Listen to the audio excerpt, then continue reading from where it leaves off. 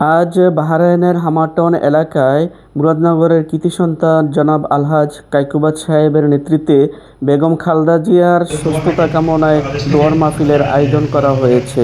মাঝি মানুষের জন্য আমাদের কাইকুবাদ দাদা উনি এই কনফারেন্সে আপনাদের সাথে একটু সালাম বিনিময় করবেন।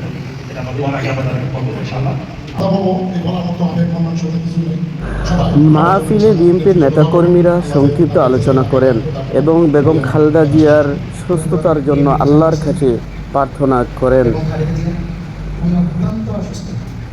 যার জন্য সারা বাংলাদেশ নয়, সারা বিশ্বের প্রত্যেকটি জায়গা থেকে ওনার জন্য দল মত নির্বিশেষে দোয়া করতেছেন।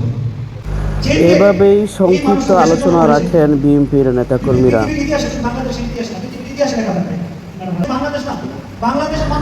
আয়েশা মসজিদে এই দোয়ার আয়োজন করা হয়।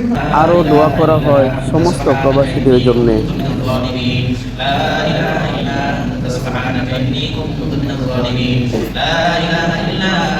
অবশেষে বেগম খালেদা জিয়ার সুস্থতার কামনায় আল্লাহর কাছে প্রার্থনার মাধ্যমে দোয়ার মাহফিল সমাপ্ত করা হয়। আপনার যে বান্দির জন্য আমরা হাত বাড়াইছি আল্লাহ, আমাদের দিকবার সফল প্রধানমন্ত্রী আল্লাহ জনাব খালেদা জিয়া আল্লাহ, আপনার বান্দি অসুস্থ আল্লাহ, কিন্তু সজ্জায় অবস্থান করছেন আল্লাহ, মেহেরবানি করে আপনার বান্দিকে আপনি সুস্থ করে দেন আল্লাহ। আমরা বাঙালি, আমরা জানি আমাদের দেশটা কোন অবস্থায় আছে, এই দেশের জন্য অনেক মেহনত করে গেছে। বাহরাইনের হামাটন থেকে বলছি, আসসালামু আলাইকুম ওয়া রাহমাতুল্লাহি ওয়া বারাকাতুহু।